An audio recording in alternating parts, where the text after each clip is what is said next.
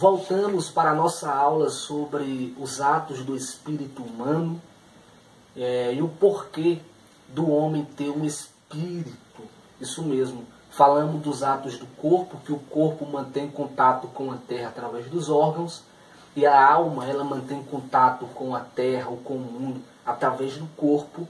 E ficou uma pergunta: quais são os atos do espírito? Isso mesmo, espírito humano, gente. Veja bem, foca aqui no quadro. Eu apaguei o que estava no quadro anterior para que a gente pudesse ter mais um pouco de espaço aqui nesse quadro. E eu coloquei esses 3 círculos. Veja bem, em cada círculo eu coloquei uma letra. A primeira letra é C, a segunda é A e a terceira é E. C se refere ao corpo humano, A se refere à alma vivente, E se refere ao espírito humano e não ao Espírito Santo. Então, já que a nossa aula é sobre os atos do espírito humano e o porquê do homem ter um espírito, vamos ao que interessa nesta aula de hoje. Gente, presta atenção. A palavra espírito em hebraico é ruar.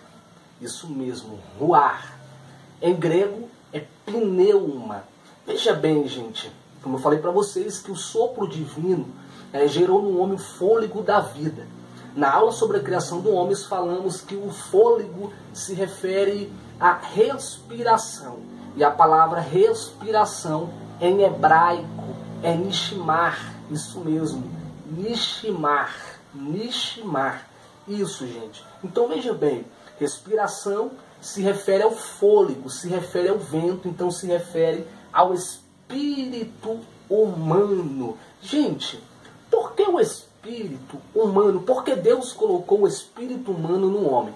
Veja bem, se o corpo ele mantém contato com a terra através dos órgãos e a alma mantém contato com a terra através do corpo humano, claro que Deus ele queria ter contato com o homem, porque Deus não criou o ser humano somente para ser um ser funcional, mas para que se relacionasse com ele, tivesse um relacionamento saudável.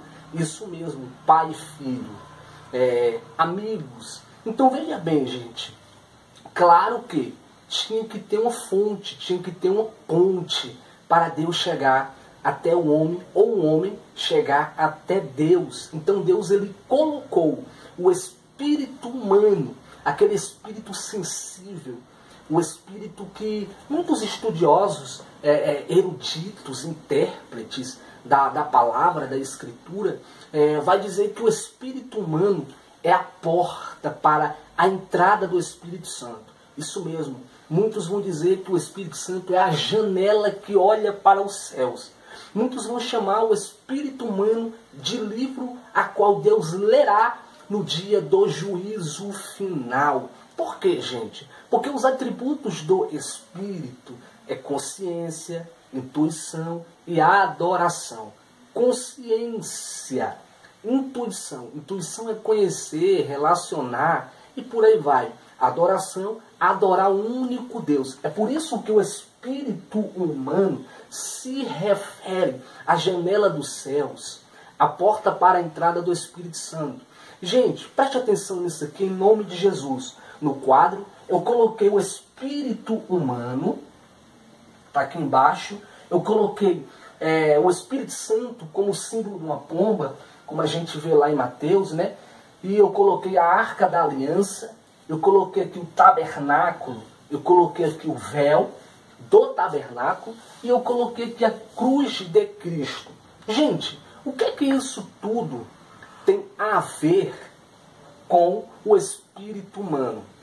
Preste atenção em nome de Jesus. Depois da queda de Adão e Eva, o Espírito Santo, ali em Gênesis capítulo 6, ele foi tirado da terra e da vida da humanidade.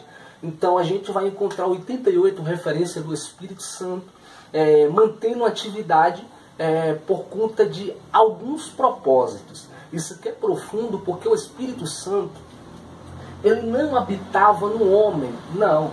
Ele não habitava no homem. Ele vinha sobre, ou seja, enchia o homem e voltava, retornava para o céu. Filipe, O Espírito Santo hoje habita no homem? Habita sim, e vamos falar sobre isso agora. Gente, preste atenção. Por que eu coloquei tabernáculo? A gente não está estudando sobre o tabernáculo, mas eu gostaria de dar essa referência para vocês. O tabernáculo, ele era dividido de 3 partes. Quantas partes? 3. Átrio, lugar santo e santo do santo. Preste atenção nisso, que em nome de Jesus. Átrio, lugar santo e santo do santo. Os pecadores só poderiam entrar no átrio para oferecer o seu sacrifício a Deus para perdão dos pecados. Isso mesmo, o sacerdote, ele entrava no lugar santo. Isso mesmo, no lugar santo. Então o sumo sacerdote, ele entrava no lugar santíssimo uma vez ao ano. Isso mesmo, para aspergir o sangue da expiação que foi gerada no átrio, no propiciatório da arca, para perdão, ou tornar o homem propício a Deus. Tipo reatando a amizade, tipo reatando o relacionamento que foi quebrado lá no Jardim do Éden. Então preste atenção, gente. O átrio para o lugar santo era dividido através de um véu. Isso aqui é o véu. O lugar santo era dividido do santo por outro véu. Aqui é o véu. Então, gente, esse véu fazia divisão do santo para o lugar santo. O véu do lugar santo fazia divisão para o átrio. Então, veja bem, o tabernáculo se divide em quantas partes? 3. Assim é o homem. O homem se divide em quantas partes? 3. O homem se divide em 3 partes, gente. Corpo, alma, espírito. Corpo, alma, espírito. Gente, preste atenção. A arca da aliança simboliza quem? Simboliza Jesus. Simboliza a presença de Deus. Simboliza a presença de quem? Do Espírito Santo. Isso mesmo, gente. E onde era que a arca da aliança estava? A arca da aliança estava no Santo do Santo. A parte mais importante para o povo de Israel e a parte mais santa para o povo hebreu. Então a arca da aliança estava onde? No Santo do Santo. Isso mesmo. No Santo do Santo. Gente, preste atenção em nome de Jesus de Nazaré. O tabernáculo se divide em quantas partes? 3. Átrio, lugar santo e santo do santo. O ser humano se divide em quantas partes? 3. Corpo, alma, espírito. O que nos dá a entender para ensinar você nessa aula é que o átrio simboliza o corpo. O lugar santo simboliza a alma do ser humano. E o santo do santo simboliza o espírito humano, gente. Preste atenção em nome de Jesus. A arca simboliza quem? O Espírito Santo. Isso mesmo, a arca simboliza o Espírito Santo. Mas existe uma pergunta. Por que o Espírito Santo não habitava no espírito do homem no Antigo Testamento? Porque Deus tinha tirado o Espírito Santo da terra e da vida da humanidade. Então ele só esteve ativo durante alguns propósitos para manter isso. Então ele só enchia e retornava para onde? Para o céu. Aí existe uma pergunta. Então qual é o propósito da cruz? Gente, Jesus ele foi sumo sacerdote, Jesus foi rei e Jesus foi profeta.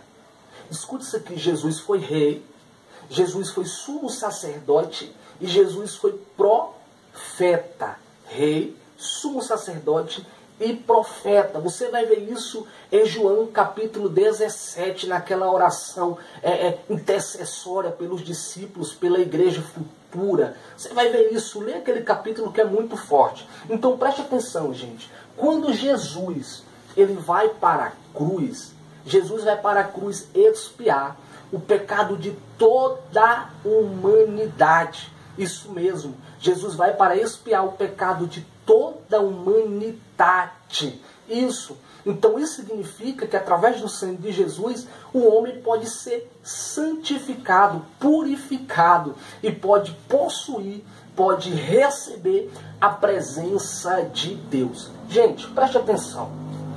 Jesus foi para a cruz como sacrifício e ao mesmo tempo Jesus ele é o sumo sacerdote que está fazendo este próprio sacrifício.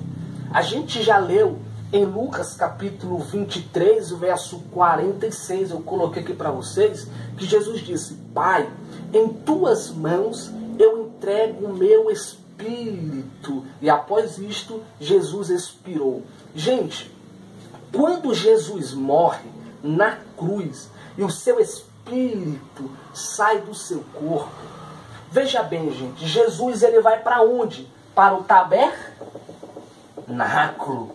Gente, isso aqui é profundo. Pega isso em nome de Jesus. Quando Jesus morre e expira, entrega o seu espírito, Jesus vai no tabernáculo celestial. Isso mesmo. Jesus vai no tabernáculo celestial. E qual é o propósito de Jesus ir no tabernáculo celestial? O propósito de Jesus ir no tabernáculo celestial é para rasgar o véu. Gente, para rasgar o véu que faz a separação do santo para o lugar santo. Isso mesmo. E do lugar santo para o átrio. Você viu no início que eu falei que somente os pecadores podiam entrar aqui no átrio? Juntamente com o sacerdote, sumo sacerdote para fazer o sacrifício. Somente sacerdote e sumo sacerdote poderiam entrar no lugar santo. Então os pecadores já não podiam porque era barrado, porque eram pecadores. E sumo sacerdote eram pessoas escolhidas por Deus para designar este tipo de serviço. E somente o sumo sacerdote podia entrar no santo do santo. Nem o sacerdote, gente. Somente o sumo sacerdote. Então o propósito de Jesus em morrer e entrar no tabernáculo celestial é exatamente para isso. Rasgar o véu. Por quê? Porque rasgando o véu, gente, rasgando o véu, o ser humano, o pecador, ele poderia ter acesso, ele poderia ter acesso ao santo do santo, aleluia, onde a arca da aliança estaria, aleluia. Então o ser humano ele poderia estar mais perto de Deus. O ser humano ele poderia ver, sentir, receber a presença de Deus assim como o sumo sacerdote recebia. Então Jesus ele entra no tabernáculo celestial, rasga o véu. Aqui o véu, gente. Aqui o véu rasgado, ó. Felipe, me dá uma base para isso. Você vai ver lá em Mateus, capítulo 27, verso 51. Isso. Mateus, capítulo 27, versículo 51. E o véu se rasgou em duas partes, de alto a baixo. Aleluia. E o véu se rasgou de alto a baixo. Em duas partes. Em duas partes. Primeira e segunda. Em duas partes. Assim o véu se rasgando, o pecador, ele poderia ter acesso à presença de Deus. Felipe, me explica algo aqui. Ó, gente. Onde é que entra o espírito humano? Onde é que entra o espírito humano? O espírito humano entra aqui, gente. O espírito humano entra aqui. Romanos capítulo 8, versículo 16. Paulo disse o quê? O mesmo espírito testifica com o nosso espírito que somos filhos de Deus. Então o Espírito Santo, ele passa a habitar no espírito do homem. Isso mesmo. Ele passa a habitar no espírito do homem, porque o espírito do homem é o santo do santo. Santo do santo. Santo do santo. Gente, Isso é profundo. Isto é profundo. Se tiver com dúvida, entre em contato comigo. Viu? Eu agradeço, que Deus te abençoe, que esta aula enriqueça você hoje e sempre, em nome de Jesus.